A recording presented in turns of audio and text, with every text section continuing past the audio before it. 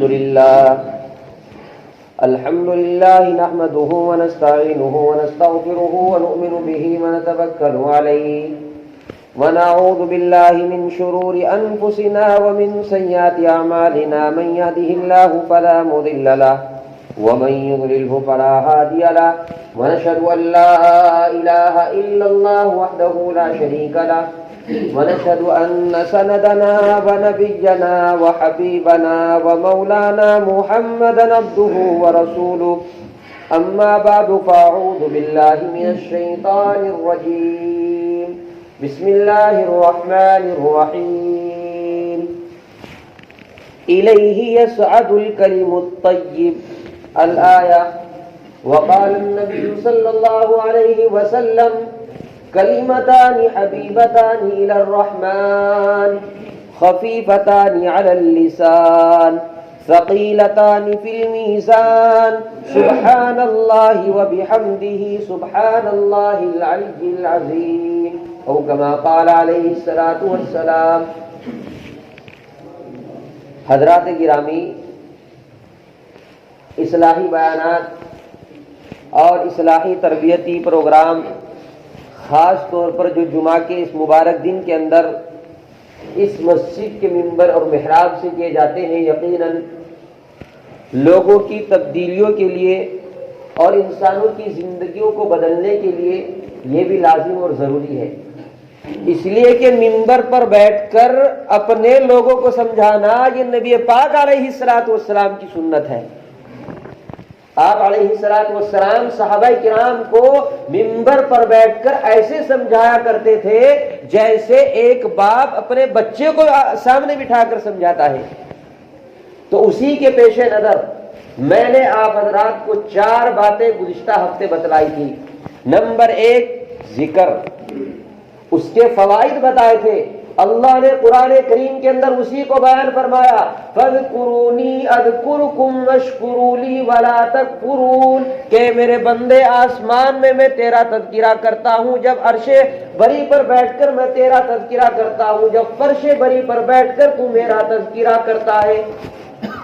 تو ایک اللہ کے ذکر کا میں نے فائدہ بتایا تھا، اور یہ بتایا تھا کہ نماز پڑھنے کے لیے وضو کرنا ضروری ہے، مسجد کے اندر داخل ہونے کے لیے حالت جنابت سے پاک ہونا ضروری ہے، لیکن اللہ کے ذکر کے لیے نہ وضو ضروری ہے، نہ جنابت سے پاک ہونا ضروری ہے، نہ زبان کا پاک ہونا ضروری ہے، نہ کپڑوں کا پاک ہونا ضروری ہے، نہ ہاتھوں کا پاک ہونا ضروری ہے. بس اللہ اللہ زبان سے نکلتا رہے، چاہے زبان کتنی ہی گندی کیوں نہ ہو. دوسرا فائدہ بتایا تھا میں استغفار کا، کہ اللہ اس کے ذریعے سے مالوں کے اندر مدد کرتے ہیں،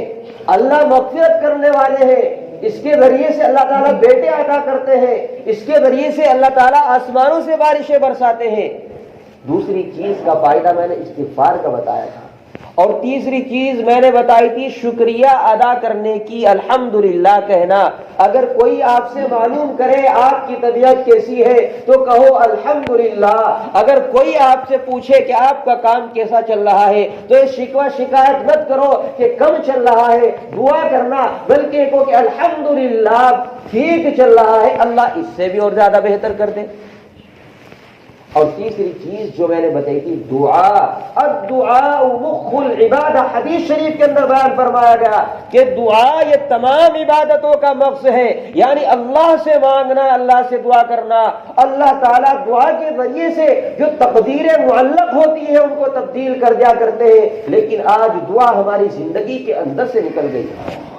جیسے ہمارے پاک پیغمبر جناب محمد رسول اللہ صلی اللہ علیہ وسلم نے دعا کے ذریعے سے قوم کی ہدایت کے لیے سامنے بیٹھ کر دعا کی، اور دوسرے پیغمبروں نے بھی دعا کی. لیکن دوسرے پیغمبروں کی دعا اور ہمارے پیغمبر کی دعا کے اندر آسمان اور زمین کا فرق تھا.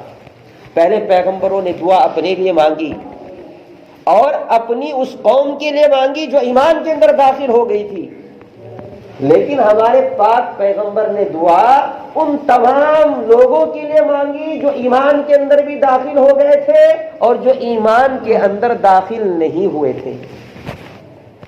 جیسے قرآن کریم کے اندر بیان فرمایا گیا، جب حضرت نوح علیہ السلام کی قوم حضرت نوح علیہ السلام کو ستانے لگی، حضرت نوح علیہ السلام نے ہاتھ اٹھا کر کہا یا ربی ان قومی دیارا، اے اللہ یہ میری قوم کے لوگ جو میری نافرمانی کرتے ہیں، تیری اطاعت نہیں کرتے ہیں، اے اللہ ان کو غرق کر دے۔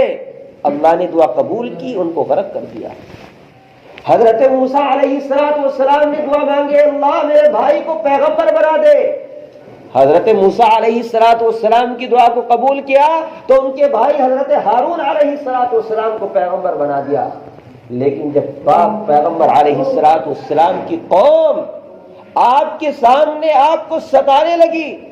آپ کے اوپر اوجھڑیاں ڈالنے لگی، آپ کے اوپر پتھر پھینکنے لگی، آپ کے نالین مبارک پتھروں کی وجہ سے خون سے آلود ہو گئے، تو آپ علیہ السلام طائف کے میدان میں جب دعوت و تبلیغ کے کام کے لیے، قوم کی ہدایت کے لیے، اللہ کے قرآن کی دعوت کو دینے کے لیے، رسول اللہ صلی اللہ علیہ وسلم اپنی سنتوں کے پیغام کو عام کرنے کے لیے نکل رہے تھے، قوم کے لوگ آپ کو گالیں دے رہے تھے، آپ پر پتھر پھینک رہے تھے، عرش معلیٰ سے اللہ تعالیٰ دیکھ رہے تھے، جبرائیل امین دیکھ رہے تھے کہ اللہ پہلے پیغمبروں نے دعا مانگی، ان کی دعا کو قبول کر لیا، لیکن ہم سے دیکھا نہیں جا رہا ہے۔ اے اللہ یہ طائف کے چند لوگ آپ کے پاک پیغمبر پر پتھر برسا رہے ہیں، نالین مبارکین خون آلود ہو چکے ہیں، اے اللہ ہمیں حکم دے، ہم ان پہاڑوں کے ذریعے سے ان کو ہلاک کر دے۔ اللہ تعالیٰ نے کہا نہیں، جب تک میرے پاک پیغمبر کی زبان سے کوئی کلمہ نہ نکل جائے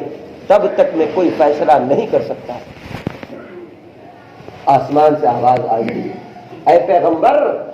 یہ آپ کی قوم کے لوگ آپ کو پتھروں کے ذریعے سے ہلاک کرنا چاہتے ہیں، آپ کی جوتیاں نالین مبارکین خون آلود ہو چکی ہیں، آپ ایک مرتبہ پیغمبر اشارہ تو کر دیجئے، جبرائیل میکائیل اسرافیل اسرائیل تیار ہیں ان کو ہلاک کرنے کے لیے، یہ جو دو پہاڑیاں ہیں ایسے ملا کر ان کی چٹنی پیس دی جائے گی، لیکن فوراً زبان مبارک سے آقا کے الفاظ نکلے، یا رب اہدنی قومی انہم لا یعلمون، اے میرے پروردگار ان کو ہدایت دے دیجئے، یہ مجھے پہچانتے نہیں۔ یہ پاک پیغمبر کی صفات تھی، یہ کہا یہ مجھے پہچانتے نہیں ہیں، اور خانہ کعبہ خانہ مبارکہ کی چادر اور دیوار کو پکڑ کر یہ دعا کہ اللہ پہلے پیغمبروں کی دعا کے ذریعے سے قوم کو ہلاک اور برباد کیا، لیکن میری قوم اور میری امت کو ہلاک اور برباد نہ کرنا۔ آج کتنے لوگ پاک پیغمبر کی